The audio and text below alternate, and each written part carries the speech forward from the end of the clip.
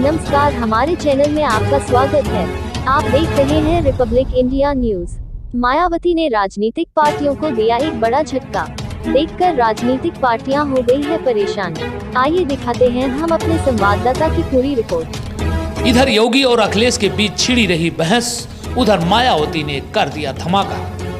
लोकसभा चुनाव के लिए मायावती ने पेश किया अपना प्लान, बना लिया नया गठजोड़।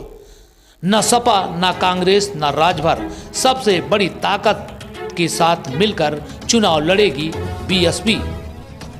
जो और भी पार्टियां सोच भी न पाएं, वो मायावती ने कर दिखाया। सामने आई बड़ी तस्वीर।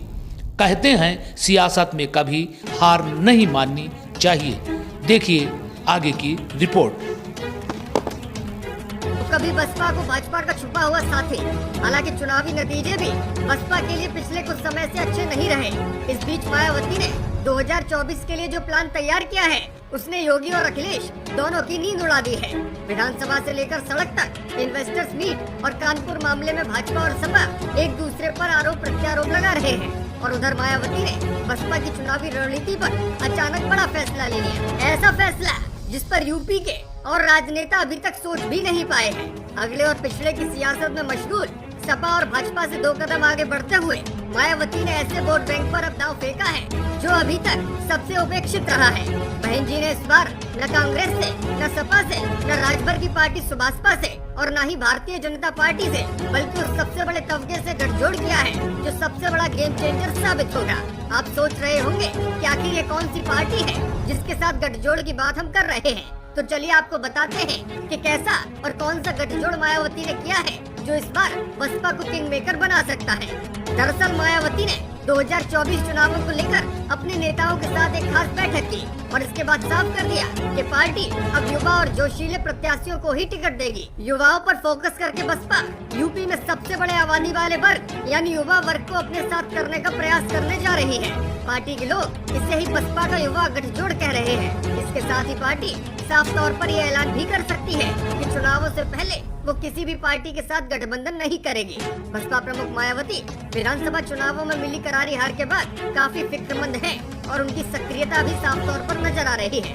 यूपी नगर निकाय चुनाव और लोकसभा चुनावों में सीट जीतने की जद्दोजहद में बसपा जुटी है। पार्टी का फोकस दलित, पिछड़ों, अल्पसंख्यकों के साथ साथ युवाओं पर खास तौर पर रहेगा। बसपा प्रमुख ने यूपी के नगर निकाय चुनावों में 50% टिकट युवाओं को देने का ऐलान किया है। इसी के साथ सभी जिला संगठनों में 50% युवाओं को पद भी दिए जाएंगे। बसपा ने संगठन के लिए युवाओं की तलाश भी शुरू कर दी है। इन युवाओं को पहले बसपा के मिशन के बारे में समझाया जाएगा, इसके बाद पद दिए जाएंगे जिससे ये युवा पार्टी के मिशन को जनता के बीच पहुंचा सके। आपको बता दें कि मायावती उत्तर प्रदेश की सियासत में नए नए फॉर्मूले लाने के लिए जानी जाती रही है। 2007 के चुनावों में मायावती ने ही सोशल इंजीनियरिंग का फार्मूला इजाद किया था, जिसके चलते उनकी पूर्ण बहुमत की सत्ता आई थी। हालांकि इसके बाद से लगातार बसपा की सीट और वोट बैंक गिरता रहा। मायावती ने इसके बाद भी कई प्रयोग किए लेकिन वो फेल रहे।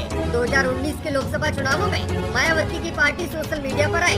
खुद मायावती ने ट्विटर पर अकाउंट बनाया और वो ट्विटर पर अब काफी सक्रिय भी रहती हैं। अगर 2022 विधानसभा चुनावों की बात करें तो बसपा ने 403 सीटों पर अपने प्रत्याशी उतारे थे, लेकिन चुनाव में बसपा के 290 उम्मीदवारों की जमानत तक जब्त हो गयी। बसपा के गठन के बाद मायावती के लिए 2022 का चुनाव सबसे बड़ा झटका साबित हुआ था।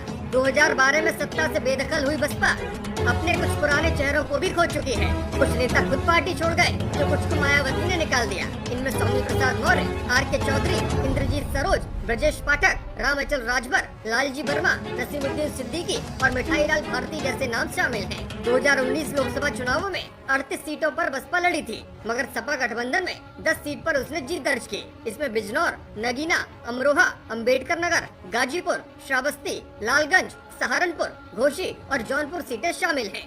इन सीटों पर मुस्लिम, ओबीसी और दलित वोटरों का प्रभाव है और इसीलिए गठबंधन के तहत बसपा ने इन सीटों पर जीत दर्ज की थी।